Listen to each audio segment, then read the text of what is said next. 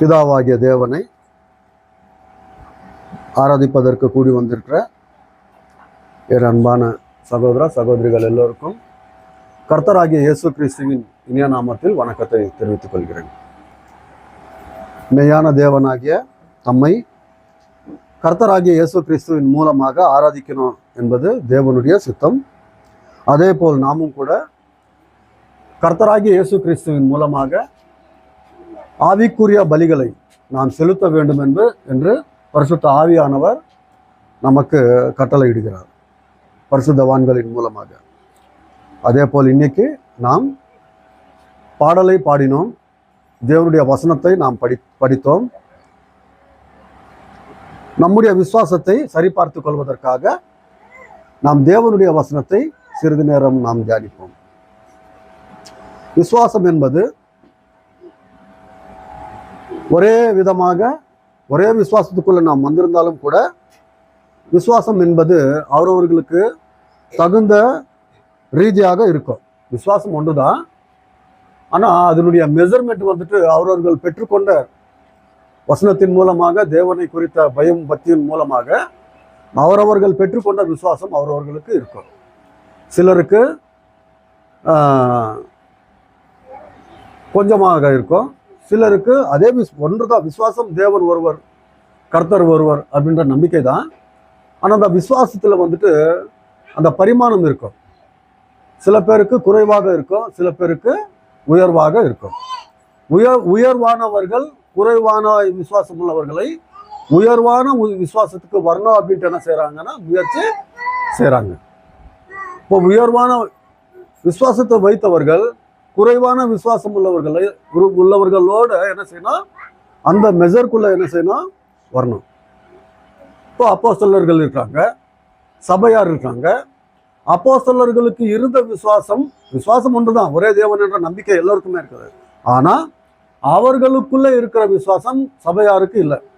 அப்போ இவங்க என்ன வேலை எதுக்காக செய்கிறாங்க? தேவனுடைய வார்த்தைகளை சொல்லி, தேவனுடைய காரியங்களை சொல்லி எதுக்கு காரியங்கள் செய்கிறாங்க அப்படின்னா, அவர்களை பெற்றுக்கொண்ட அவர்களுக்கு இருக்கிற அந்த பரிமாணமுள்ள விசுவாசத்தை சபையாரும் என்ன செய்யணும், பெற்றுக்கொள்ளணும் அப்படின்றதுக்காக தான் அவங்க வேலை செய்கிறாங்க. நாம் எப்படி இருக்கிறோமோ, எப்படியான பலத்தில் இருக்கிறோமோ அதே போல் நீங்களும் என்ன செய்யணும், நீங்களும் அதே போல் இருக்கணும் அப்படின்ட்டு ஒரு வார்த்தை நாம் பார்க்கலாம். அப்போஸ்தலனாகிய பவுல் ரோமருக்கு எழுதின நிருபத்தை நாம் ஒரு வாட்டி எடுத்துக்கொள்ளலாம். 1வது அதிகாரத்தை நாம் எடுத்துக்கொண்டால் 10வது வசனம், நீங்கள் ஸ்திரப்படுவதற்காக ஆவிக்குரிய சில வரங்களை உங்களுக்கு கொடுக்கும்படிக்கும் அப்படின்னு சொல்றாரு. அதாவது எனக்கு வரங்கள் கொடுக்கப்பட்டிருக்குது, என்னுடைய விசுவாசம் அப்படிப்பட்ட உயர் நிலையில இருக்குது. நீங்களும் கூட என்னை போலவே அதே விசுவாசத்துக்குள்ள நீங்க என்ன செய்யணும், வரணும் அப்படின்றது யாருடைய ஆலோசனை? பவுலுடைய ஆலோசனை. அதே போல் விசுவாசத்தை நாம் பெருகிக் கொள்வதற்காக தேவனுடைய வசனத்தை நாம் என்ன செய்யணும், கேட்கணும், படிக்கணும், அதை தியானிக்கணும். விசுவாசத்தை நாம் என்ன செய்து கொள்வதற்காக, ஒருத்தருக்கு இருக்கிற விசுவாசத்தை நாமும் கூட அதே லெவலுக்கு வரணும் அப்படின்றதுக்காக நாம் என்ன செய்யணும், தேவனுடைய வார்த்தைகளை படிக்கணும், கேட்கணும், அதை அனுசரித்து நடக்கணும். இல்லையா? உங்களுக்கு புரிவதற்கு தெசலோனிக்கருக்கு அப்போஸ்தலனாகிய பவுல் எழுதின நிருபத்தை நாம் ஒரு வாட்டி எடுத்துக்கொள்ளலாம். 3வது அதிகாரம் 1வது வசனம், ஆகையால் நாங்கள் இனி பொறுத்திருக்க கூடாமல் அத்தனை பட்டணத்தில் தனித்து விடப்படுகிறது நன்மை என்று நினைத்து இந்த உபதிரவங்களினாலே ஒருவனும் அசைக்கப்படாதபடிக்கு உங்களை திடப்படுத்தவும் உங்கள் விசுவாசத்தை பற்றி உங்களுக்கு புத்தி சொல்லவும் நம்முடைய சகோதரனும் தேவ ஊழியக்காரனும் கிறிஸ்துவின் சுவிசேஷத்தில் எங்கள் உடன் வேலையாளுமாகிய தீமோத்திவை அனுப்பினோம். என்ன சொல்றாரு? இப்போ எவ்வளோ கஷ்டங்கள் வந்தாலும் கூட இவர்களுடைய விசுவாசத்துக்கு, யாருடைய விசுவாசத்துக்கு? அப்போஸ்தலர்களுடைய விசுவாசத்துக்கு எப்படிப்பட்ட சூழ்நிலையான சோதனைகள் வந்தாலும், கஷ்டங்கள் வந்தாலும், அடிகள் வந்தாலும் கூட அவங்க என்ன செய்கிறாங்க, அதை தாங்கி கொண்டு தேவனுடைய வேலை செய்கிறாங்க. இப்போ யாருக்கு அந்த விசுவாசம்? யாருக்கு இல்லை? சபையாருக்கு இல்லை. எந்த சபையாருக்கு? தெசலோனிக்கா சபையாருக்கு இல்லை. அப்போ அவர் என்ன, அவர் எதுக்கு எழுதுறது? அவங்களுக்கு இருக்கிற விசுவாசத்தை எந்த இடத்துக்கு போனாலும் அடி வாங்குறாங்க, எந்த இடத்துக்கு போனாலும் சுவிசேஷத்தை சொல்வதற்காக துன்பப்படுறாங்க இல்லையா? அப்போ அவங்க என்ன செய்றாங்கன்னா அதெல்லாமே தாங்கி கொண்டு தேவனுடைய வேலை செய்கிறாங்க. இப்போ அதே போல அவங்க வேலை செய்து கிறிஸ்துவர்களாக கிறிஸ்துக்குள் வர செய்த அந்த சபையார் என்ன செய்யணும் அப்படின்ட்டு அவருடைய விருப்பம். நீங்களும் கூட எங்களை போலவே அந்த அந்த சோதனைகள் ஆகட்டும், கஷ்டங்கள் ஆகட்டும் வந்தா அதை நீங்க என்ன செய்யணும்? விசுவாசத்தினாலும் எதிர்க்கணும் இல்லையா? அப்போ யாருக்கு இல்லை அந்த அந்த மெசர்? யாருக்கு இல்லை? சபையாருக்கு இல்லை. அப்போ அவர்கள் என்ன செய்றாங்க? அந்த விசுவாசத்தை நீங்க என்ன செய்யணும்? பெற்றுக்கொள்ளணும் அப்படின்ட்டு அவங்க வேலை செய்றாங்க இல்லையா? அப்போ எதுக்காக நாம் தேவனுடைய வசனத்தை படிக்கிறது, எதுக்காக தியானிக்கிறது, எதற்காக நாம் கற்றுக்கொள்வது அப்படின்ட்டு நாம் பார்க்கும்போது நம்முடைய விசுவாசத்தை நாம் என்ன செய்து கொள்வதற்காக, பலப்படுத்திக் கொள்வதற்காக. எபிரேயருக்கு எழுதின நிருபத்திலிருந்து நாம சில 11வது அதிகாரத்துல நாம விசுவாசிகள் தேவனுடைய வேதாகமத்தில் சொல்லப்பட்ட விசுவாசிகளை குறித்து நாம் என்ன செய்யறோம்? தியானித்து கொண்டிருக்கிறோம். கடந்த வாரம் நாம் வந்துட்டு ஆபிரகாமை குறித்து நாம் பார்த்தோம் இல்லையா? யார் அவரு?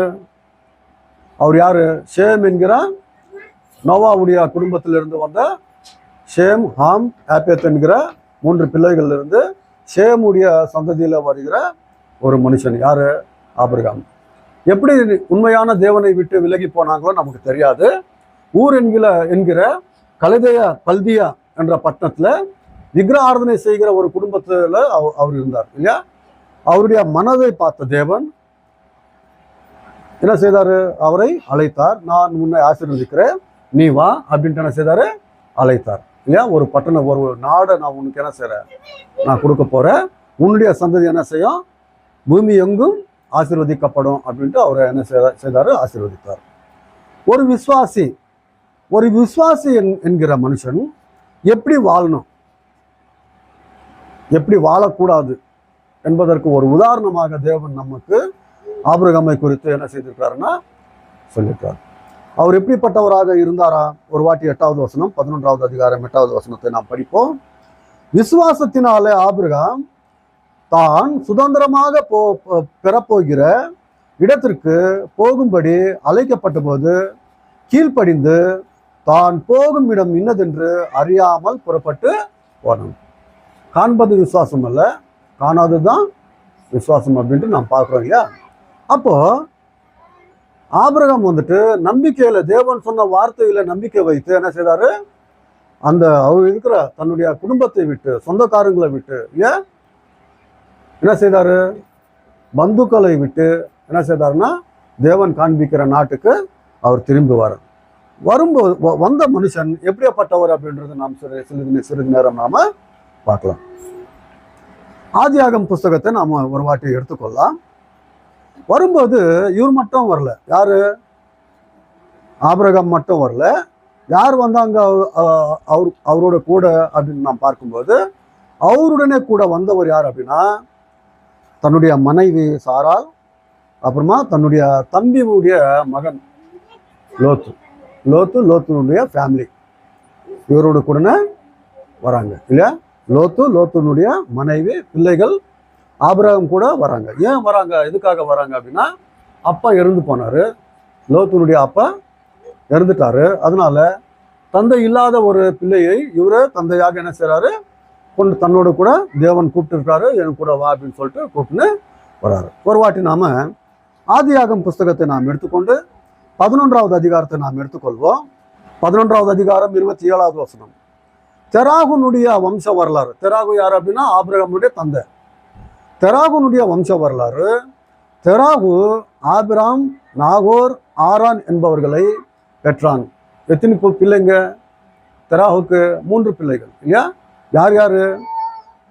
ஆபிரகாம், நாகோர், ஆரான் என்பவர்கள் 3 பிள்ளைகள் இல்லையா? ஆரான் 28. ஆரான் தன் ஜென்மபூமியாகிய ஊர் என்கிற கலதே தேசத்து பட்டணத்துல தன் தகப்பனாகிய தெராகு தெராகு மரிக்கு முன்னே மரித்தான். யார் இறந்து போனாரு? ஆரான், ஆபிரகாமுடைய தம்பி இல்லையா? ஆமாவா? அதானம்மா. அப்போ அவருடைய பிள்ளை தான் யாரு? லோத்து. இறந்து போன தன்னுடைய தம்பி பிள்ளை தான் யாரு? லோத்து. அந்த லோத்துவை கூப்பிட்டு கொண்டு எங்க வராருன்னா கானான் நாட்டுக்கு வராரு. கானான் நாட்டுக்கு வந்து இந்த தேவன் என்ன செய்தார்? ஆபிரகாமை, நான் ஆசீர்வதிக்கிறேன், இந்த பூமியை உனக்கு நான் கொடுப்பேன், உன்னுடைய சந்ததி ஆசீர்வதிக்கப்படும் அப்படின்ட்டு சொன்னார். தேவனை நம்பி வந்த ஆபிரகாமுக்கு ஒரு பனிஷ்மெண்ட் வந்த முதல்லயே ஒரு பனிஷ்மெண்ட் ஆனது. ஆனாலும் தேவனுடைய வார்த்தையை அவர் என்ன செய்யல? கைவிடல. எப்படி அப்படின்ட்டு நாம் பார்க்கும்போது ஒரு வாட்டி இந்த வார்த்தை நாம் பார்க்கலாம். அவர் வரும்போது எத்தனை வருஷம்? யாருக்கு? ஆபிரகாமுக்கு. 12வது அதிகாரம் 4வது வசனத்தை நாம் பார்க்கும்போது, கர்த்தர் ஆபிரகாமுக்கு சொன்னபடியே அவன் புறப்பட்டு போனான், லோத்தும் அவனுடனே கூட போனான். ஆபிரகாம் ஆரானை விட்டு புறப்பட்ட போது 75 வயதுள்ளவனாக இருந்தான். அவருடனே கூட யார் வந்தாங்க? லோத்து வந்தாரு. ஆபிரகாமுடைய வயது எவ்வளோ? 75 இல்லையா? அப்போ கானான் நாட்டுக்கு வந்திருக்காரு. கானான் நாட்டுக்கு வந்தப்போ நடந்தது என்ன அப்படின்னு நாம் பார்க்கும்போது, கானான் நாட்டுக்கு வந்த முதல் சமயத்திலேயே கானான் நாட்டுக்குள்ள வந்துட்டு என்ன நடந்தது அப்படின்னு நாம் பார்த்தால் 10வது வசனம், அத்தேசத்துல பஞ்சம் உண்டாயிற்று. எத்தேசத்துல? கானான் நாட்டுக்கு வந்தாரு. கானான் நாட்டுக்கு வந்த முதல் சமயத்திலே என்ன நடந்தது அப்படின்னா, கானான் நாட்டில் வந்துட்டு பஞ்சம் ஏற்பட்டது. அப்போ பஞ்சம் ஏற்பட்ட போது இங்கே வாழ்வதற்கு அவகாசம் இல்லை. அதனால நான் என்ன செய்வேன் அப்படின்னா, கீழே எகிப்து நாடு இருக்குது இல்லையா? எகிப்து நாட்டுக்கு நான் போகிறேன், அங்கே சில நாள் நான் என்ன செய்வேன்? வாழ்கிறேன் அப்படின்ட்டு கீழே போனார். எகிப்து நாட்டுக்கு போனார். எகிப்து நாட்டில் இருக்கும்போது தனக்கு ஒரு சோதனை வந்தது. தன்னுடைய மனைவியை அவங்க பிடிச்சுக்கிட்டு இவரை கொண்டுடுவாங்க அப்படின்னு சொல்லிட்டு, தேவ பயம் இல்லாதவர்கள் அப்படின்ட்டு தெரிஞ்சுக்கிட்டு, நான் உன்னுடைய அண்ணன், நீ என்னுடைய தங்கச்சி அப்படின்ட்டு நீ சொல்லு அப்படின்ட்டு சாராளுக்கு சொல்லியிருந்தார் இல்லையா? அங்கதான் அவருக்கு அந்த சோதனை வந்ததுனால தான் அந்த ஃபரோ வந்துட்டு உன்னுடைய மனைவி அப்படின்ட்டு தெரிஞ்சுக்கிட்டு என்ன செய்தாரு? அனுப்பும்போது சில தாசர்கள் ஆடு மாடு ஒட்டகோ இப்படிப்பட்ட ஆஸ்தியை கொடுத்து ஆபிரகாமுக்கு கொடுத்து அனுப்பினார். எங்க? எகிப்து நாட்டுக்கு. இந்த பஞ்சம் உண்டாயிடுச்சு இல்லையா? கானான் நாட்டில் பஞ்சம் உண்டானதுனால எகிப்து நாட்டுக்கு போனார். அங்கே சோதனை உண்டானது. தன்னுடைய மனைவி என்ன சொன்னார்? சகோதரி அப்படின்னு சொல்லிட்டு, என்னுடைய அண்ணன் அப்படின்ட்டு. இல்லை, அப்படி இல்லை, நீங்கள் வந்துட்டு புருஷன் பொண்டாட்டி அப்படின்ட்டு ஃபரோக் தெரிஞ்சது. பொய் சொல்லியிருக்கீங்க அப்படின்ட்டு. எதுக்காக பொய் சொல்லியிருக்கேன் அப்படின்னா, நாம் போகிற இடத்துல வந்துட்டு தேவபக்தி இல்லாதவர்கள், தேவ பயம் இல்லாதவர்கள், அதனால உன்னை பிடிச்சுக்கிட்டு என்ன கொன்று போட்டுடுவாங்க, அதனால இப்படி சொல்லு நீ அப்படின்ட்டு தன் மனைவிக்கு சொல்லியிருந்தார் இல்லையா? சொல்லியிருந்தார். யாரு? ஆபிரகாம். சரி, அங்கே வந்துட்டு ஆபிரகாமுக்கு ஃபரோ என்ன செய்தார் அப்படின்னு சொன்னால் ஒரு வாட்டி பார்க்கலாம். 15வது வசனம். எங்கே? எகிப்து நாட்டில். பார்வோனுடைய பிரபுக்களும் அவனை கண்டு பார்வோனுக்கு முன்பாக அவளை புகழ்ந்தார்கள். அப்பொழுது அந்த ஸ்திரீ பார்வோனுடைய அரைமனைக்கு கொண்டு போகப்பட்டாள். யாரு? சாராள், ஆபிரகாமுடைய மனைவி. அவள் நிமித்தம் அவன் ஆபிரகாமுக்கு தயை பாராட்டினான். அவனுக்கு ஆடு மாடுகளும் கழுதைகளும் வேலைக்காரரும் வேலைக்காரிகளும் இப்படி எல்லாமே யாருக்கு கொடுத்தாரு? ஃபரோ ஆபிரகாமுக்கு. அந்த ஆட்களை கொடுத்தாரு இல்லையா? ஜனங்களை கொடுத்தாரு இல்லையா? வேலைக்காரர்களை. அந்த வேலைக்காரர்களை ஒருத்தி தான் ஹாகர், எகிப்து நாட்டுடைய ஹாகர். இவங்க கூடிய வருது அந்த அம்மா. உங்களுக்கு புரியுதா? சரி, இப்படி வந்தாங்க. அப்போ இவருக்கு இப்படிப்பட்ட ஆஸ்தி ஃபரோவின் மூலமாக கிடைச்ச போது ஆபிரகாமுக்கு அது ஒரு பங்காக யாருக்கு கொடுக்குறாரு? தன்னுடனே கூட வந்த லோத்துக்கும் கூட அவர் கொடுக்குறாரு. ஏன்னா இவரை நம்பி தானே அவர் வருது. தந்தை இல்லாத ஒரு மகன் இவரை நம்பி வராரு அப்படின்னா அவருக்கு என்ன செய்தார்னா அதில் பாகத்தை கொடுத்தார். அப்போ இப்படியாக இவர்களுடைய ஆஸ்தி என்ன ஆகுதுன்னா பெருகுது. யாருடைய ஆஸ்தி? ஒரு சைடு ஆபிரகாமும் ஒரு சைடு லோத்துடைய ஆஸ்தி பெருகுது. 13வது அதிகாரம் 13வது அதிகாரம் 1வது வசனத்திலிருந்து நாம் படிக்கலாம். ஆபிரகாமும் அவன் மனைவியும் அவனுக்கு உண்டான யாவும் அவனுடனே லோத்தும் எகிப்தை விட்டு தென் திசையில வந்தார்கள். மறுபடியும் எங்க வராங்க? மறுபடியும் கானான் நாட்டுக்கு வராங்க, அங்கத்துல இருந்து, எகிப்து நாட்டில இருந்து, இல்லையா? சரி, 2வது வசனம். ஆபிரகாம் மிருக ஜீவன்களும் வெள்ளியும் பொன்னுமான ஆஸ்திகளுடைய சீமானாய் இருந்தான். அதாவது ஐஸ்வர்ய உள்ளவனாக இருக்கிறார். அதே போல ஆபிரகாம் எப்படி ஐஸ்வர்ய உள்ளவனாக இருக்கிறாரோ லோத்தும் கூட அதே போல அவருக்கு ஈக்குவலா ஆயிருக்கிறார். அது எப்படி நமக்கு தெரியுது அப்படின்னா இங்க தெரியுது. ஒரு வாட்டி பார்க்கலாம். 6வது வசனம்.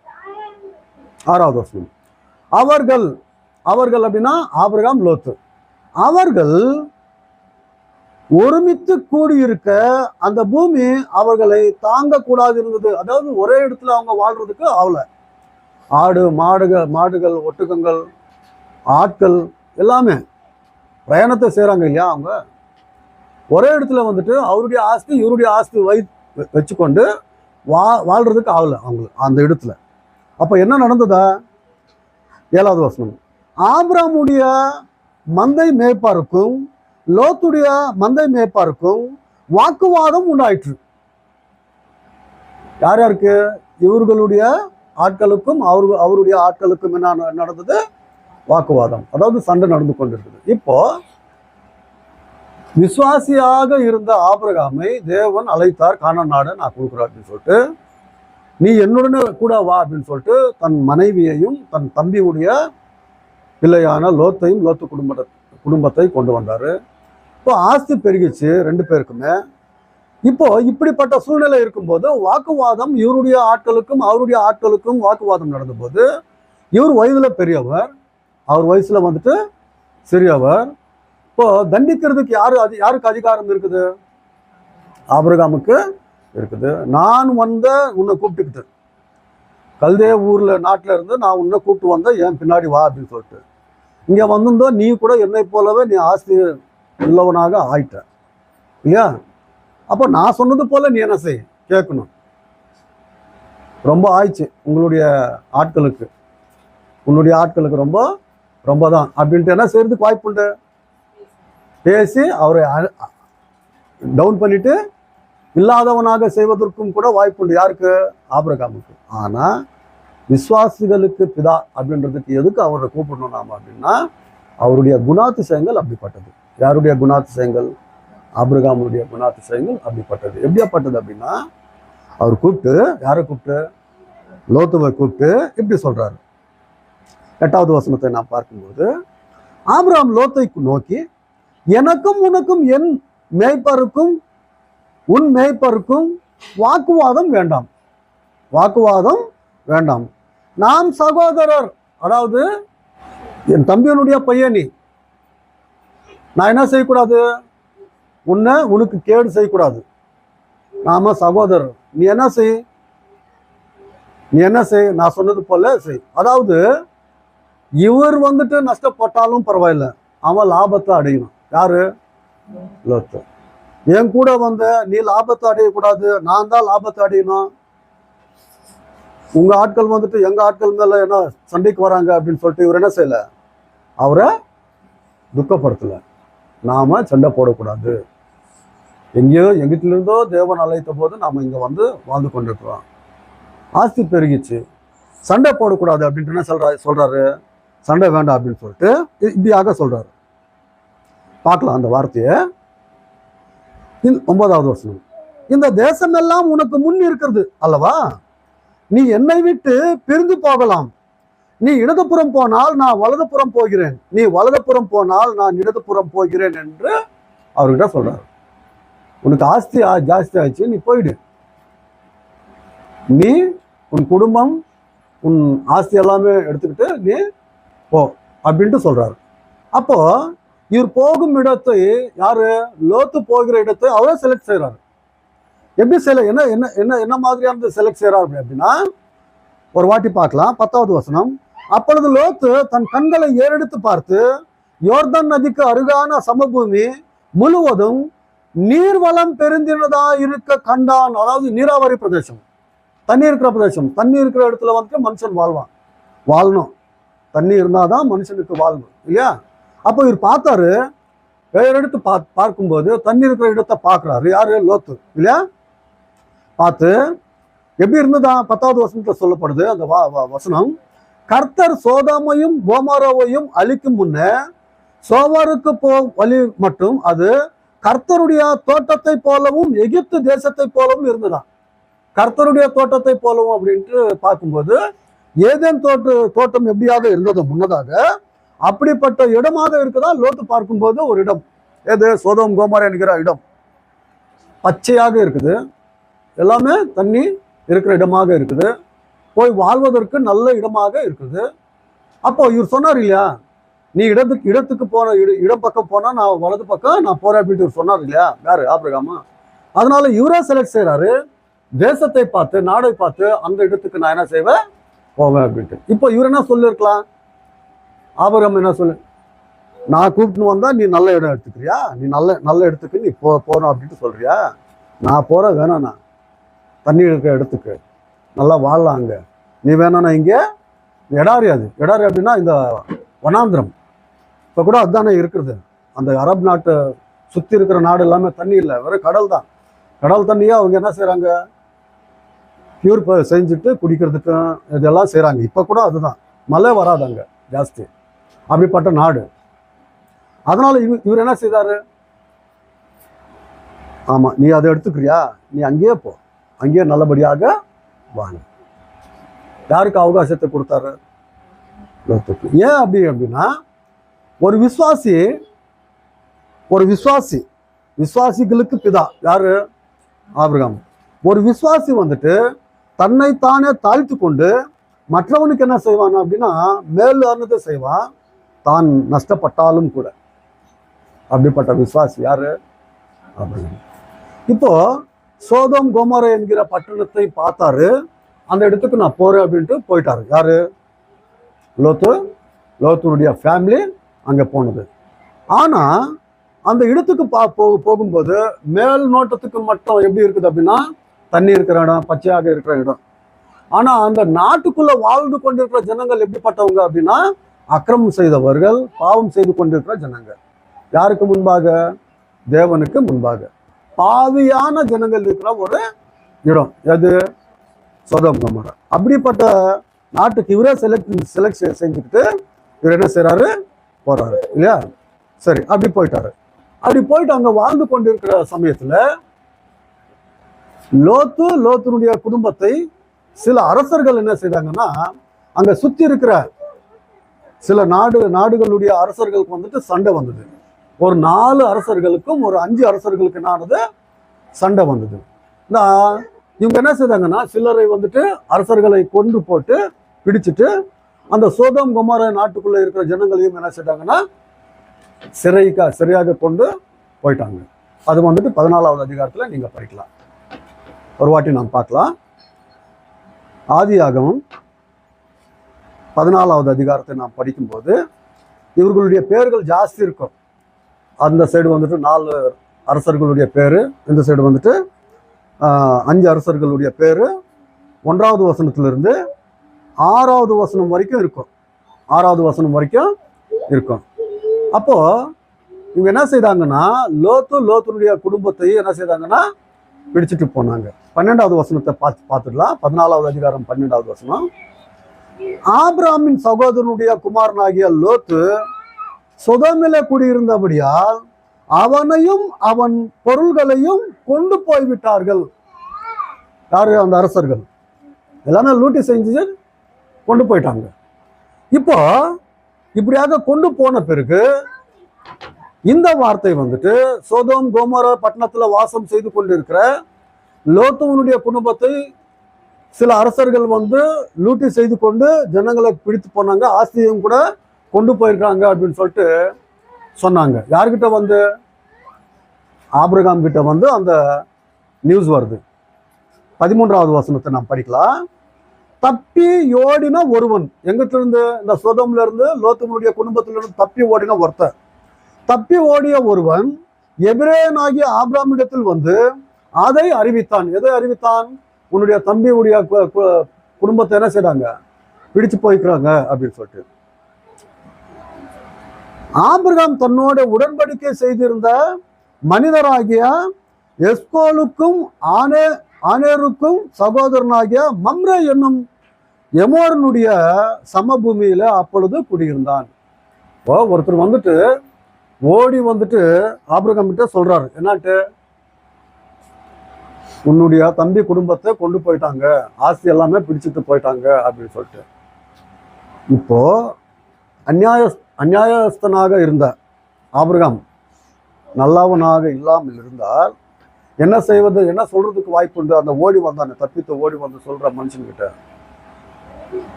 சரிதான் நடந்தது, கரெக்டு தான் நடந்தது, அவனுக்கு நான் போடா அந்த இடத்துக்கு அப்படின்னு சொல்லிட்டு, அந்த தண்ணி இருக்கிற இடத்துக்கு போடா அப்படின்னு சொல்லிட்டு போயிட்டான். என்னுடைய வார்த்தையை அவன் என்ன செய்யல, கேட்கல, போ அப்படின்னு சொன்னது போயிட்டு தானா, சரியான தண்டனை தான், அனுபவிக்கிட்டான். நீ வந்து சொல்றிய நடந்தது சரிதான் அப்படின்ட்டு என்ன செய்யறதுக்கு வாய்ப்புண்டு, சொல்றதுக்கு வாய்ப்புண்டு, படுட்டோம், பாட படுட்டோம் அப்படின்னு சொல்றதுக்கு வாய்ப்புண்டு. ஆனா ஆபிரகாம் என்ன செய்யறாருன்னா, தன்னை நம்பி தன் தம்பியுடைய குடும்பம் வந்ததுனால இப்போ இக்கட்டான சூழ்நிலை வந்திருக்குது. சிறையாக கொண்டு போயிருக்காங்க அரசர்கள்.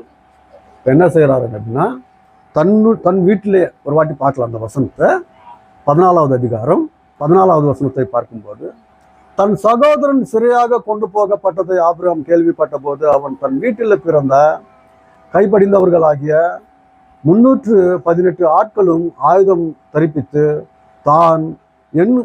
தான் என்னும் ஊர் மட்டும் அவர்களை தொடர்ந்து என்ன செய்தாரு, சிப்பாய்கள் இருக்காங்க வீட்டில், அவங்க நல்ல யுத்தம் செய்கிற சிப்பாய்கள், அவங்கள கூப்பிட்டு கொண்டாரு, போனாரு, அவங்க மேல என்ன செய்தாரு, சண்டை போட்டாரு.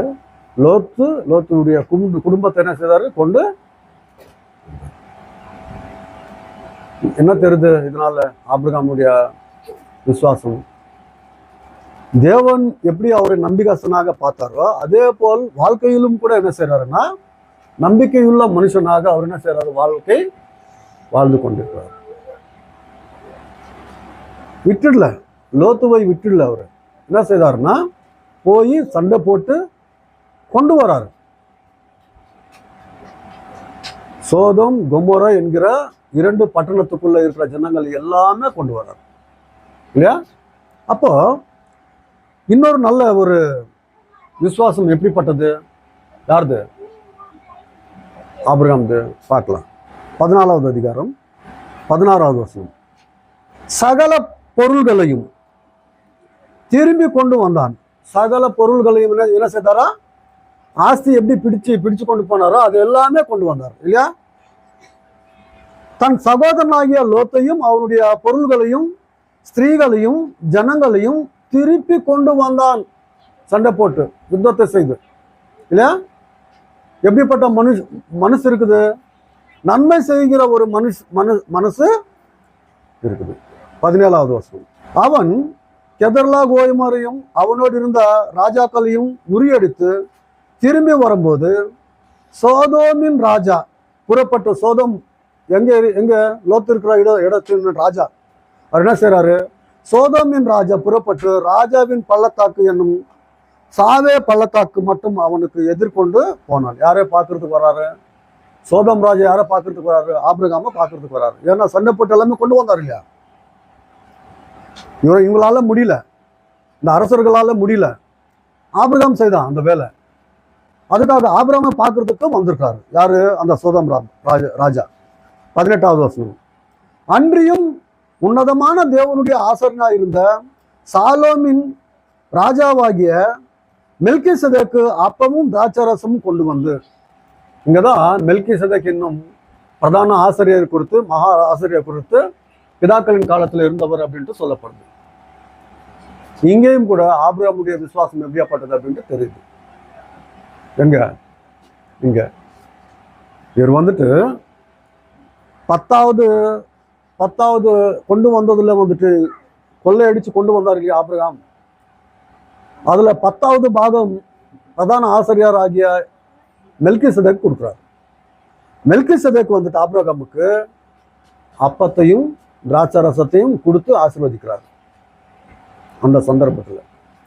அப்போ தேவன் வேலை செய்கிற ஒரு பிரதான ஆசிரியரை பார்த்தா அவருக்கு கௌரவம் கொடுக்கணும், அவருக்கு கௌரவம் கொடுக்கணும் அப்படின்ற ஒரு மனசு யாருக்கு இருக்குது?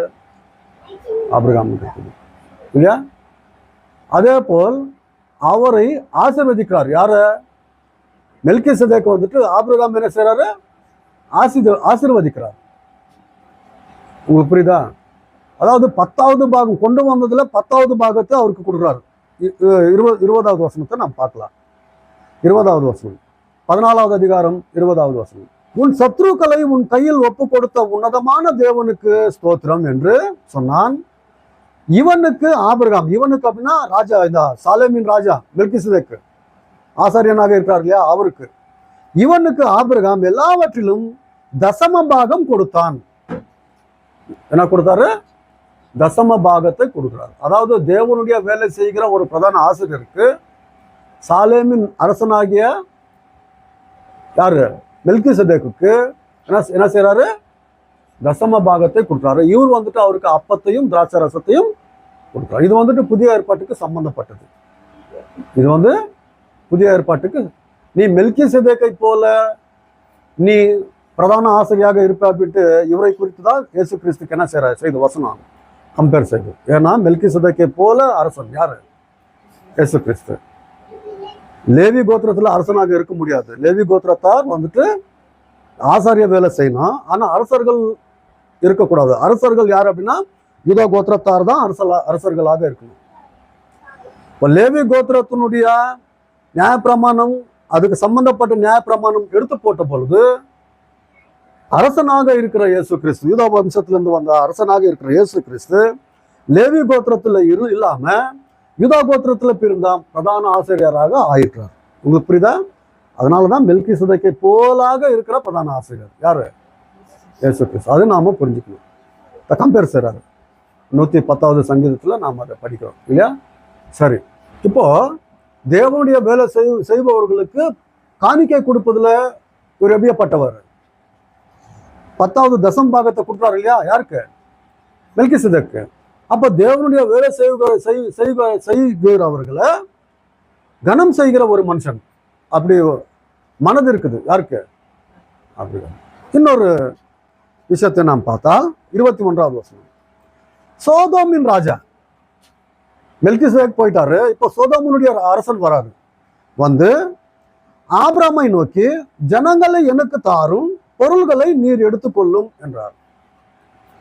நீ பிடித்து கொண்டு வந்தியே, சண்டை போட்டு யுத்தத்தை செய்து, பொருள் நீ எடுத்துக்கோ, ஜனங்களை எனக்கு கொடுத்துடு அப்படின்னு சொல்றாரு. ஓ, ஆபிரகாம் பணத்தின் மேல ஆசை இருந்தா இன்னும் ஐஸ்வர்யம் உள்ளவன் இப்ப இன்னும் இதை எடுத்துக்கிட்டா இன்னும் ஐஸ்வர்யம் உள்ளவனாக நான் ஆயிடுவேன். இவர் சொல்றது போல ஜனங்களை கொடுத்துட்டு ஆசையை எடுத்துக்கோ அப்படின்னு சொல்றாரு இல்லையா? பணக்காரனாக இருந்த நான் இன்னும் பணக்காரனாக ஆவறதுக்கு ஒரு வாய்ப்பு அப்படின்னு சொல்லிட்டு என்ன செய்யலாம்? நல்லதுப்பா, எடுத்துட்டு போ, ஜனங்களை மட்டும் நீ எடுத்துட்டு போ, ஆசையை எனக்கு கொடுத்துட்டு அப்படின்னு சொல்லிட்டு சொல்லலாம். ஆனா அப்படிப்பட்ட மனுஷன் அல்ல. யாரு? விசுவாசிகளுக்கு யாரு இவரு? தந்தை. விசுவாசியாக தேவன் முன்பு வாழ்ந்து கொண்டிருக்கிற ஒரு மனுஷன், தேவன் முன்பாக ஒரு விசுவாசியாக நல்ல வாழ்க்கை வாழ்ந்து கொண்டிருக்கிற ஒரு மனுஷன் ஆபிரகாம் இல்லையா? என்ன சொல்றாரு சோதோம் ராஜா அப்படி கேட்ட பொழுது நாம் பார்க்கலாம். 22வது வசனம், அதற்கு ஆபிரகாம் சோதோமின் ராஜாவை பார்த்து, ஆபிரகாமை ஐஸ்வர்யனாக்கினேன் என்று நீர் சொல்லாதபடிக்கு நான் ஒரு சரட்டையாகிலும் பாதரட்சையின் வாரையாகிலும் உமக்கு உண்டானவைகளில் யாதொன்றாகிலும் எடுத்துக்கொள்ளேன் என்றார். ஐயா, நீ சொல்லுவ ஜனங்க எனக்கு கொடுத்துட்டு ஆசையை நீ எடுத்துக்கோ அப்படின்னு சொல்லிட்டு, ஏற்கனவே என்ன தேவன் என்ன செய்திருக்கிறாரு? ஆசீர்வதித்திருக்கிறாரு. இப்போ நீ கொடுக்கறத நான் எடுத்துக்கொண்டால் நீ நாளைக்கு என்ன சொல்லுவ அப்படின்னா, இவர் எப்படி பெரியவனானாரு? நான் கொடுத்ததுனால தான் இவர் பெரியவனானார் அப்படின்னு நீ சொல்லுவ. அதனால உன்னுடைய நூல் ஒண்ணுமே ஒரு பொருள் கூட உனது எனக்கு தேவையில்லை. என்ன யார் ஆசீர்வதிக்கிறாரு? தேவன் ஆசீர்வதிக்கிறார். என்ன சொல்றாரு பார்க்கல 23வது வசனத்துல. இந்த இது அண்டர்லைன் பண்ணிக்கோங்க. இவர் தான் சிருஷ்டிகர்த்தர். வேதாகமத்துல தெய்வத்துவம் உள்ளவர்களை சொல்லப்பட்டாலும் கூட சிருஷ்டிகர்த்தர் யார் அப்படின்னா இவர் தான். நீங்க அண்டர்லைன் பண்ணுங்க. 23 வானத்தையும் பூமியையும் உடையவராகிய உன்னதமான தேவனாகிய கர்த்தருக்கு நேராக என் கையை உயர்த்துகிறேன். யார் அவரு? எப்படிப்பட்ட தேவன் அவரு? வானத்தையும் பூமியையும் உடையவராகிய ஆஸ்தி யார்? அது யார் சிருஷ்டிகர்த்தர்? ஆபிரகாமுடைய தேவன். ஆபிரகாமுடைய தேவனே நம்முடைய தேவன். நான் ஆபிரகாம், ஈசாக், யாக்கோபுடைய தேவன். நான் விசுவாசிகளுடைய தேவன், அவிசுவாசிகளுடைய தேவன் அல்ல. நாமும் ஆபிரகாம், ஈசாக்கு, யாக்கோபுடைய தேவனே நாம் என்ன செய்றோம்? நம்புறோம். நாம் விசுவாசிகளாக இருந்தால் அவர் நம்முடைய தேவன். அவிசுவாசிகளாக இருந்தால் அவர் நம்முடைய தேவன் அல்ல. அவிசுவாசிகளை குறித்து தேவன் வெட்கப்படுவார். விசுவாசிகளை குறித்து தேவன் சந்தோஷம், நான் அவர்களுடைய தேவன் அப்படின்னு அவரே சொல்வார். நம்முடைய தேவன் யார் அப்படின்னா இவருடைய தேவனே நம்முடைய தேவன்.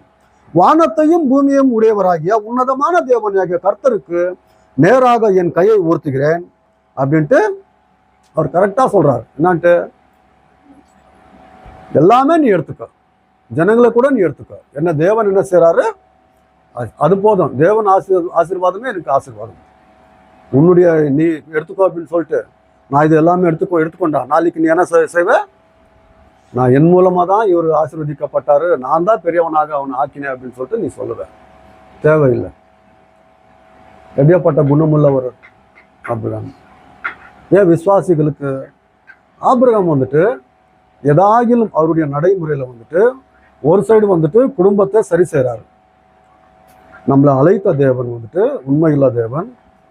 அவருக்கு நாம் பயந்து நடக்கலாம் அப்படின்ட்டு ஒரு சைடு என்ன செய்யறாரு? குடும்பத்துக்கு சொல்றாரு. இன்னொன்று வந்துட்டு ஆபிரகாம் தேவன் எது சொல்றாரோ அது எல்லாமே செய்து கொண்டிருக்கிறார். நாம் பார்க்கலாம். ஆதியாகமம் புஸ்தகம் 18வது அதிகாரம் 19வது வசனம் 19. தேவன் சொல்ற வார்த்தை, கர்த்தர் ஆபிரகாமுக்கு சொன்னதை நிறைவேற்றினபடியே அவன் தன் பிள்ளைகளுக்கும் தனக்கும் பின்வரும் தன் வீட்டாருக்கும் நீங்கள் நீதியையும் நியாயத்தையும் செய்து கர்த்தருடைய வழியை காத்து நடுவுங்கள் என்று கட்டளையிடுவான் என்பதை அறிந்திருக்கிறேன் என்றார். என்ன செய்யணுமா? ஆபிரகாம் தன்னுடைய வீட்டார்களை என்ன செய்யணுமா? நியாயத்தை, நீதியை, கர்த்தருடைய வழியை அவங்களுக்கு சொல்லி நடத்தணுமா? அப்படிப்பட்ட மனுஷன் யாரு? அவர் மட்டும் விசுவாசி இல்லை, அவருடைய குடும்பத்தாரையும் விசுவாசிகளாக என்ன செய்யறாரு? கொண்டு போகிற ஒரு நாம வேதாகம் என்ன சொல்றது அப்படின்னா தேவனுக்கு சிநேகிதன் யாரு? விசுவாசிகளுக்கு தந்தை மட்டும் அல்ல, தேவனுக்கு சிநேகிதன் ஆபிரகாம். எதுக்கு அப்படின்னா ஒரு சைடு வந்துட்டு விசுவாசியாக வாழ்ந்து கொண்டு தன்னுடைய குடும்பத்தை அதே விசுவாசத்துல கொண்டு போறாரு. இன்னொன்னு தேவனுக்கு பயந்து தேவன் சொல்ற வார்த்தைகளுக்கு எல்லாமே அவர் என்ன செய்யறாரு? தலை வணங்கி அதுபடி நடந்து கொண்டு போறாரு. எசாயா புஸ்தகத்துல ஒரு இடத்துல இருக்கும் தேவனுடைய சிநேகிதன் அப்படின்ட்டு. யாரு? ஆபிரகாம். புதிய ஏற்பாட்டில் ஒரு இடத்துல நாம் பார்க்கலாம். யாக்கோபு புஸ்தகத்தை நாம் எடுத்துக்கொள்ளலாம். நாம் எப்படிப்பட்டவர்களாக இருக்கணும்? ஏன் முன்னோர்களை விசுவாசிகளை நாம் பார்த்து கொண்டு இருக்கிறோம் அப்படின்னா அவங்க காணாதவர்களை நம்பி என்ன செய்தாங்க? எதுவுமே கண்ணுக்கு காண்கிறத நம்பி அவங்க இந்த மாதிரி நடக்கல, இந்த நல்ல வாழ்க்கையை வாழல. உங்களுக்கு புரியுதா? நாமும் கூட கண்ணுக்கு காணாதவர்களை நம்பி என்ன செய்யறோம் அப்படின்னா நல்ல வாழ்க்கையை வாழ்வதற்கு நமக்கு தேவன் என்ன செய்யறாரு? வாய்ப்பு கொடுக்குறாரு. அப்படிப்பட்ட அவர்களாக நாம் வாழணும். யாக்கோபு எழுதின நிருபத்தை நாம் எடுத்துக்கொண்டு 2வது அதிகாரத்தை நாம் எடுத்துக்கொண்டு 23வது வசன பகுதியை நாம் படிக்கலாம். அப்படியே ஆபிரகாம் தேவனை விசுவாசித்தான், அது அவனுக்கு நீதியாக எண்ணப்பட்டது என்கிற வேத வாக்கியம் நிறைவேற்று அவன் தேவனுடைய சிநேகிதன் எண்ணப்பட்டான். அவன் தேவனுடைய சிநேகிதன் எண்ணப்பட்டான். யாரு? ஏன் சிநேகிதன் அப்படின்னா என்ன அர்த்தம்? சிநேகிதன் அப்படின்னா என்ன அர்த்தம் அப்படின்னா அவங்களுக்குள்ள எதுவுமே மறையாக இருக்காது. நல்ல ஃப்ரெண்ட்ஷிப்புக்குள்ள என்ன இருக்காது? மறையாக எதுவுமே இருக்காது. இருக்கிறது எல்லாமே ஃப்ரெண்டுக்கு சொல்றான், அவன் இருக்கிறது எல்லாமே இவனுக்கு சொல்றான். யாருக்கிட்ட சொல்றானோ இல்லையோ ஃப்ரெண்டுக்கிட்ட என்ன செய்யறான்? அப்போ தேவனுடைய சிநேகிதன் அப்படின்ட்டு சொல்லப்படும் போது தேவன் எதை செய்யறாரோ அது எல்லாமே மறைக்காம யாருக்கு சொல்றாரு? ஆபிரகாம் சொல்றாரு. ஓ, சோதோம் கோமோரா என்கிற அந்த நாட்டுக்குள்ள இருக்கிற ஜனங்க எல்லாமே பாவம் செய்யறாங்க, அதை அழிக்கணும் அப்படின்ட்டு தேவன் பார்க்குறாரு. அந்த இடத்துல யார் வாழ்ந்து கொண்டிருக்கிறாரு அப்படின்னா தன்னை நம்பி வந்த லோத்தும் கூட அங்கே வாழ்ந்து கொண்டு இருக்கிறான். அப்போ அதை என்ன செய்யல தேவன்? ஆபிரகாமுக்கு என்ன செய்யல பார்க்கல. நாம ஆதியாகமம் புஸ்தகத்தை நாம் ஒரு வாட்டி எடுத்துக்கொள்ளலாம். 18வது அதிகாரத்தை நாம் எடுத்துக்கொள்ளலாம். 17வது வசனம். அப்பொழுது கர்த்தர் ஆபிரகாம் பெரிய பலத்த ஜாதியவாதினாலும் அவனுக்குள் பூமியில் உள்ள சகல ஜாதிகளும் ஆசீர்வதிக்கப்படுவதினாலும் நான் செய்ய போகிறது அப்படின்னா சோதோம் கொமோரா பட்டணத்தை அழிக்கப் போகிறேன். நான் அழிச்சிடுவேன். உங்களுக்கு புரியுதா? நீங்க 18வது அதிகாரத்திலேருந்து படிச்சு வந்தா 18வது அதிகாரத்தை 3 பேர் வராங்க. எதுக்கு வராங்க அப்படின்னா சோதோம் கொமோரா பட்டணத்தை அழிக்க போகிறார் தேவன் அப்படின்ட்டு சொல்றதுக்காக வராங்க. அவர்களுக்கு இவர் என்ன செய்றாரு? உபசரிப்பு. அதாவது சாப்பிட்டு போங்க, என் வீட்டுக்கு வந்திருக்குங்க, என்கிட்ட வந்திருக்குங்க அப்படின்னு சொல்லிட்டு சகாயம் செய்வார். யாரு? ஆபிரகாம். அப்படிப்பட்ட குணமுள்ளவர். யாரோ வராங்க, என் வழியில போறாங்க, போட்டோம் அப்படின்ட்டு இவர் பார்க்கல. வந்த ஜனங்களை என்ன செய்றாரு? வாங்க, ரெஸ்ட் எடுங்க, ரொம்ப வெயிலாக இருக்குது, நான் உங்களுக்கு சாப்பாடு செஞ்சு கொடுக்குறேன், என் குடும்பம் சாப்பிட்டு ரெஸ்ட் எடுத்துட்டு அப்புறமா நீங்கள் போய்கிற வழியில் நீங்கள் என்னத்துக்காக வந்திருக்கீங்களோ அந்த வேலை செய்யுங்க அப்படின்ட்டு சொல்லிட்டு குணமுள்ள ஒரு மனுஷன். யாரு? ஆபிரகாம். உங்களுக்கு புரியுதா? யார் அவங்க? தேவன் அனுப்புன தேவதூதர்கள், அதாவது தேவனுடைய ஏஜென்ட்டுகள். சோதோம் கொமோரா பட்டணத்தை நான் அழிப்ப போய் முன்னதாக சொல்லுங்க. தேவன் எப்பவுமே என்ன செய்கிறாரு? ஒரு நஷ்டத்தை கொண்டு வர்றதுக்கு முன்னாடி ஃபர்ஸ்ட் என்ன செய்வார்? அவருடைய ஆக்னியை கொடுப்பார். இப்படி நான் செய்ய போற தப்பிங்க அப்படின்ட்டு. அதானே செஞ்சார் நோவா காலத்தில். 120 வருஷ காலமாக சொல்லு அப்படின்னு சொன்னார் இல்லையா? அவகாசத்தை கொடுப்பாரு. தப்பிக்கலன்னா நீங்கள் பனிஷ்மெண்ட் அனுபவிக்கணும். சோதோம் கொமோராவுக்கு கூட அந்த வாய்ப்பு தேவன் கொடுக்குறது. அவர் அன்புள்ள தேவன் இல்லையா? அதனால சரி பார்க்கலாம். இது பார்க்கும்போது என்ன தெரியுது? 18வது அதிகாரம் 19வது வசனம். நான் செய்ய போகிறது ஆபிரகாமுக்கு மறைப்பேனோ அப்படின்றாரு. மறைக்கிறது இல்லை. ஏன்னா என்னுடைய சிநேகிதன் ஆபிரகாம். நான் மறைச்சிட்டு ஆபிரகாமுக்கு சொல்லாம நான் அதை என்ன செய்ய மாட்டேன்? அழித்து போட மாட்டேன். எதை? சோதோம் கொமோரா பட்டணத்தை. அப்போ சிநேகிதன் ஆனதுனால தேவன் என்ன செய்யற ஆபிரகாமுக்கு? அப்போ இவர் எப்படிப்பட்ட குணமுள்ளவர்? தேவன் சொன்ன எல்லா வார்த்தைகளுக்கும் கீழ்ப்படிந்து நடக்கிறவனாக இருந்தால்தான் தேவன் எதையும் மறைக்காம ஆபிரகாமுக்கு சொல்றாரு. இன்னொன்னு, உபசரிப்பு செய்யறதுல இவரு நல்ல மனசுள்ள ஒருவர். யாரு? எப்படி நமக்கு தெரியுது அப்படின்னா இப்ரி புஸ்தகத்தை நாம் எடுத்துக்கொள்ளலாம். 13வது அதிகாரத்தை நாம் எடுத்துக்கொள்ளலாம். 2வது வசனத்தை நாம் படிக்கலாம். 2வது வசனம். அந்நியரை உபசரிக்க மறவாதிருங்கள். அதனால சிலர் அப்படின்னா ஆபிரகாமை குறித்து இங்க சொல்றாரு இந்த நிருபர். எங்க புதிய ஏற்பாட்டு காலத்துல சிலர் அறியாமல் தேவதூதரையும் உபசரித்ததுண்டு. அறியாமல என்ன செய்தாங்களா? சிலர் அப்படின்னா யாரு? ஆதியாகமம் 18வது அதிகாரத்துல செய்தாரு ஆபிரகாமை குறித்து இந்த நிருபர் சொல்றாரு. எப்போ? கிறிஸ்துவர் காலத்துல. நீங்க அப்படி இருங்க. சிலர் தேவதூதர்களுக்கு என்ன செய்தாங்க? உபசரிப்பு செய்தாங்க. ஏஜென்ட்டுகளாக வந்தாங்க இல்லையா? தேவனுடைய ஏஜென்ட்டுகளாக. இப்போ பொய்யான ஒரு போதனை இருக்குது. இதை எடுத்துக்கிட்டு எது? ஆதியாகமம் 18வது அதிகாரத்தை எடுத்துக்கிட்டு 3 பேர் வந்தாங்க இல்லையா ஆபிரகாம் கிட்ட. அவங்க யாருமே இல்லை, பிதா, குமாரன், பரிசுத்த ஆவி. அவங்க தான் ஆபிரகாம் கிட்ட வந்தாங்க, சாப்பிட்டாங்க, தூங்குனாங்க, போனாங்க அப்படின்ட்டு சொல்ற போதனை இன்னைக்கு நம்ம கிறிஸ்துவின் சபையில் செய்கிற ஜனங்கள் இருக்காங்க. யாருக்கு செய்தார் ஆபிரகாம்? பிதா குமாரன் பரிசுத்த ஆவியானவருக்கு நீ மாட்டுக்கறி சாப்பிடு, ஆட்டுக்கறி சாப்பிடு, பால் கொண்டு வர, மோர் கொண்டு வர அப்படின்ட்டு கொடுத்து அனுப்பினாரா? அப்படிப்பட்ட போதனை எங்கே இருக்குது அப்படின்னா சிஓசி. இன்னைக்கு நம்முடைய கிறிஸ்துவின் சபையில் அந்த மாதிரியான போதனை இருக்குது. இது யாருக்கு செய்தாரா? தூதர்களுக்கே தெரியாம செய்தார். தூதர்கள் அவங்க யாரும் இல்லை. தேவன் எப்பவுமே இறங்கி வரமாட்டார், பரலோகத்திலே இருப்பார். அவருடைய ஸ்தானம் அதுதான். தேவன் என்பவர் மாறாதவர். எப்பவுமே என்ன ஆக மாட்டார் அவர். தேவன் மாறுபாடு ஆவறதில்லை. தேவன் எப்பவுமே மாறாதவர். மலாக்கியா புஸ்தகத்தை ஒரு வாட்டி நீங்க எடுத்துக்கொள்ளுங்க. மாறினா அவர் யாரும் அல்ல, தேவன் அல்ல. அதை புரிஞ்சுக்கணும். முதல்ல 3வது அதிகாரம் 6வது வசனத்தை நீங்க அண்டர்லைன் செஞ்சுக்கோங்க. இந்த வசனத்தை, நான் கர்த்தர், நான் மாறாதவர். நான் யாரு? நான் கர்த்தர், நான் யாரு? மாறாதவர். தெலுங்குல எப்படி இருக்கும் அப்படின்னா மார்ப்பு லேடி வார்டு அப்படின்ட்டு இருக்கும். மாறாதவர், சேஞ்ச் ஆக மாட்டார். யாரு? தான் இருக்கிற சுபாவத்தை, தான் இருக்கிற அந்த சொரூபத்தை அவர் என்ன செய்து கொள்றதில்ல, மாறுபாடு செய்து கொள்றதில்லை. அவர் தான் தேவன். சரியா? சரி. ஆபிரகாம் எப்படிப்பட்டவர் அப்படின்னு நான் பார்க்கும்போது விசுவாசி, நல்ல விசுவாசி. எப்படிப்பட்ட விசுவாசி? தேவன் சொன்ன வார்த்தைக்கு கீழ்ப்படிந்து தேவன் சொல்ற வார்த்தையின்படியே நடந்து கொண்டு வருகிற ஒரு விசுவாசி. யாரு? நாம் எப்படி இருக்கணும் அப்படின்ட்டு சொல்லப்படுது.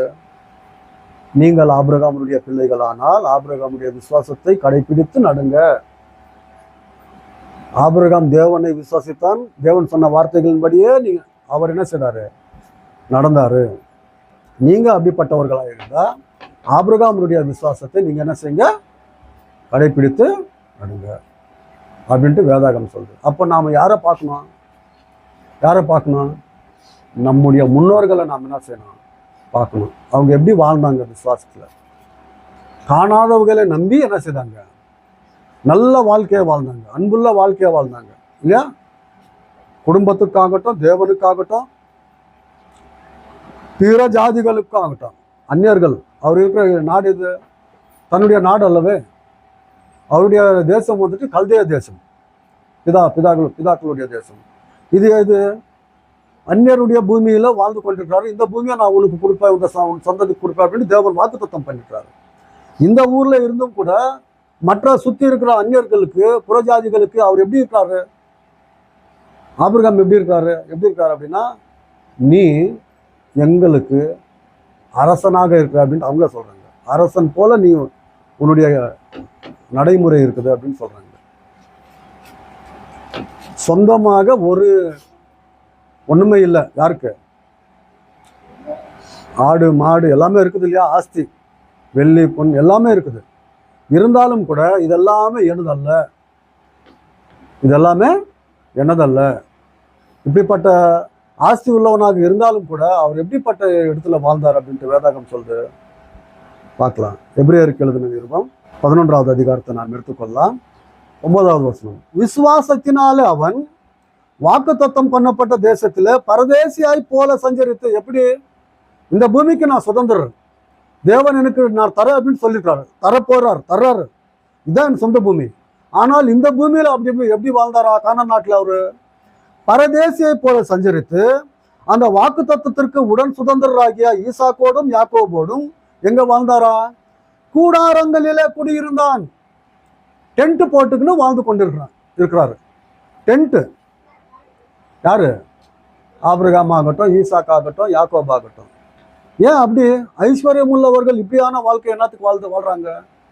ஏன் வாழ்றாங்க அப்படின்னா, இது எனக்கு சொந்தமானது அல்ல, இது நான் எடுத்துக்கொண்டு போக மாட்டேன், சொந்தமானது இந்த நாடு அல்ல, எனக்கே இதே சொந்தமான நாடு அப்படின்ட்டு, ஒருவேளை பூமியின் மேலேயே எனக்கு சொந்தமான நாடு அப்படின்ட்டு ஒன்று இருந்ததா, நான் தந்தையுடைய ஊர்ல இருந்து வந்தேன் இல்லையா, அதே என் சொந்த ஊர் அப்படின்னு நான் திரும்பி அங்கேயே போயிடுவேன். அதுவும் அல்ல, தேவன் கொடுத்துருக்கிற இந்த பூமி அல்ல. எது சொந்தமான நாடு? பரலோகம். பரலோகத்துக்கு நான் என்ன செய்வேன்? பரலோகத்துக்கு நான் போவேன். அதனால 16வது வசனத்தை நாம் பார்க்கும்போது, பரலோகத்தை குறித்து ஆசைப்படுகிற இந்த மனுஷர்களுக்கு, யாருக்கு? இவர்களுக்கு. ஒரு வாட்டி பார்க்கலாம். 16வது வசனம். அதை அல்ல, ஆகிலும் மேன்மையான பரம தேசத்தையே விரும்பினார்கள். மேன்மையான பரம தேசத்தை விரும்பினார்கள் இவங்க எல்லாருமே, கூடாரங்களில் வாசம் பண்ணி. ஆகையால் தேவன் அவர்களுடைய தேவன் என்னப்பட வெட்கப்படுகிறதில்லை. யாருடைய தேவன்ட்டு? ஆமா, விசுவாசிகளுடைய தேவன் நான். ஆபிரகாம், ஈசாக்கு, யாக்கோபுடைய தேவன் நான். யாருடைய தேவன் அல்ல? அவிசுவாசிகளுக்கு நான் தேவன் அல்ல. உங்களுக்கு நான் வசனத்தை காமிக்கிறேன். மத்தேயு எழுதின சுவிசேஷம் ஒரு வாட்டி எடுத்துக்கொள்ளலாம். 22வது அதிகாரம். மத்தேயு எழுதின சுவிசேஷம் 22வது அதிகாரத்தை நாம் எடுத்துக்கொள்ளலாம். 22வது அதிகாரம் 31வது வசனம். மேலும் மரித்தோர் உயிர்த்தெழுதலை பற்றி நான் ஆபிரகாமின் தேவனும் ஈசாக்கின் தேவனும் யாக்கோபின் தேவனுமாயிருக்கிறேன் என்று தேவனால் உங்களுக்கு உரைக்கப்பட்டிருக்கிறதை நீங்கள் வாசிக்கலையா? தேவன் மரித்தோருக்கு தேவனாயிராமல். மரித்தோர் யாரு? மரித்தோர் அப்படின்னா யாரு? அவிசுவாசிகள். தேவனை நம்பாமல், காணாததை நம்பாமல், ஏதோ கஷ்டம் வந்தால் துன்பம் வந்தால் விட்டுட்டு, இந்த தேவன் வேண்டாம், இந்த விசுவாசம் வேண்டாம், இந்த மார்க்கமே தேவையில்லை அப்படின்ட்டு பின்வாங்கி போகிறவர்கள் இல்லையா? தேவன் மரித்தோருக்கு தேவனாயிராமல் ஜீவனுள்ளோருக்கு தேவனாயிருக்கிறார். யாருக்கு தேவன்? யார் ஜீவன் உள்ளவர்கள்? ஆபிரகாம், ஈசாக்கு, யாக்கோபு, நோவா, எனோக்கு, ஆபேல் எல்லாமே மரித்துட்டாங்க இல்லையா? எவ்வளவு வருஷமானது? இன்னும் அவர்களை குறித்து நாம் ஏன் பேசுறோம்? அப்படின்னா அவங்க சாவல,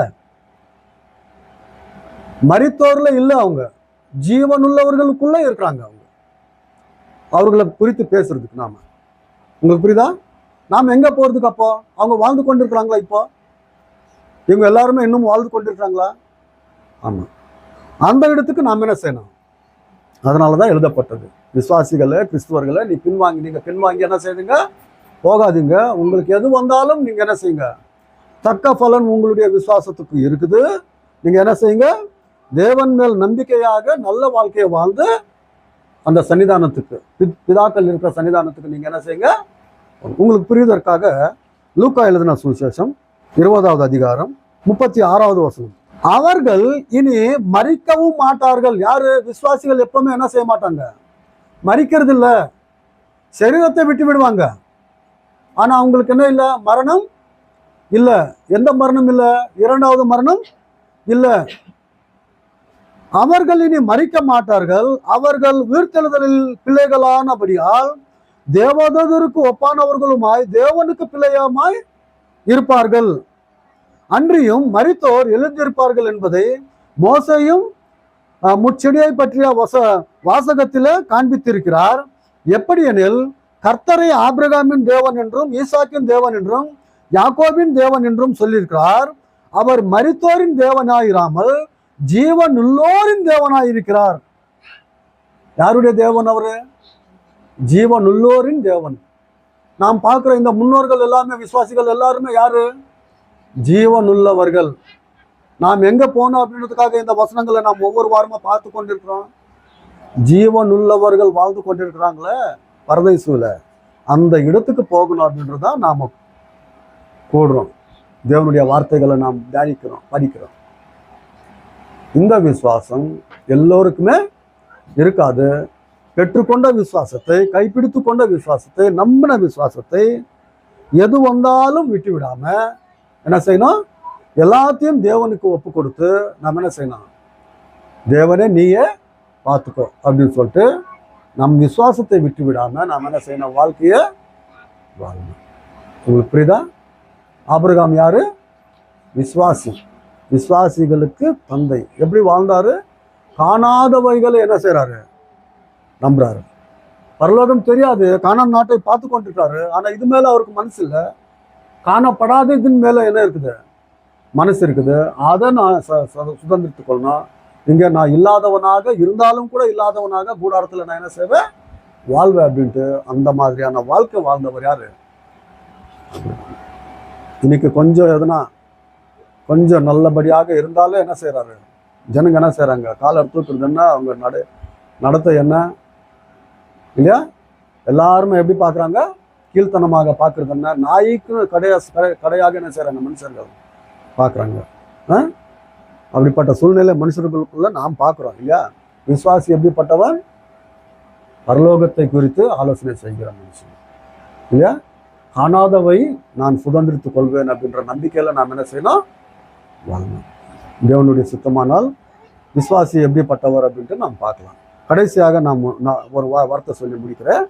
கொரிந்தியருக்கு அப்போஸ்தலனாகிய பவுல் எழுதின 2வது நிருபம் 4வது அதிகாரம் 16வது வசனத்தை நாம் படிக்கலாம்.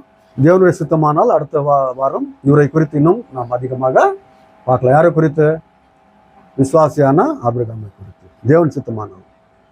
கொரிந்தியருக்கு எழுதின 2வது நிருபம் 4வது அதிகாரம் 16வது வசனம்.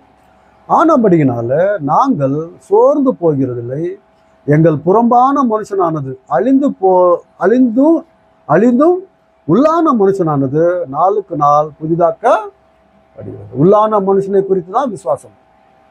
யாரை குறித்தல்ல, இந்த சரீரத்துக்குரிய மனுஷனை குறித்தல்ல, உள்ளான மனுஷன் ஒருவன் இருக்கிறான். அவன் இருந்தால்தான் நாம் வாழ்கிறோம். நாம் பார்க்கறது, நாம் பேசுறது, நாம் யோசனை செய்யறது, நடக்கிறது எல்லாமே அவர் இருந்தால் தான். யாரு உண்மையான மனுஷன் உள்ள இருக்கானே அவர் தான் தேவனுடைய சொரூபம் இல்லையா. சரி, பார்க்கலாம் கீழே. மேலும் காணப்படுகிறவைகள் அல்ல, காணப்படாதவைகளை நோக்கி இருக்கிற நமக்கு அது சீக்கிரத்தில் நீங்கும் லேசான நம்முடைய உபதிரவம் மிகவும் அதிகமான நிச்சய கனமகிமையை உண்டாக்குகிறது. லேசான உபதிரவம் இங்கே நடக்கும். அப்படிதான் அதை என்ன செய்யணும், எடுத்துக்கொள்ளணும். அப்படி எது வந்தாலும் கூட நாம் என்ன செய்யலாம், தேவனுக்கு ஒப்பு கொடுத்து விசுவாசிகளாக வாழ்வதற்கு நாம் என்ன செய்வோம், முயற்சி செய்வோம். எபிரேய நிருபத்தில் வந்துட்டு இப்படியாகவே விசுவாசிகளை குறித்து சொல்லப்படுது. அவர்களை பார்த்து நாம் என்ன செய்யலாம், அவர்களை போல அந்த விசுவாசத்தை நாம் பெற்றுக்கொண்டு நாமும் கூட விசுவாசத்தில் பலமுள்ளவர்களாக, எது வந்தாலும் யாருக்குமே பயப்படாமல், எது வந்தாலும் தேவனுக்கு ஒப்பு கொடுத்து நாம் என்ன செய்யலாம், நம்முடைய வாழ்க்கையை சரி பார்த்து கொண்டு நாம் போகலாம் இல்லையா. தாழ்மையுடன் வசனத்தை கேட்டதற்கு உங்களுக்கு எல்லோருக்குமே கதை.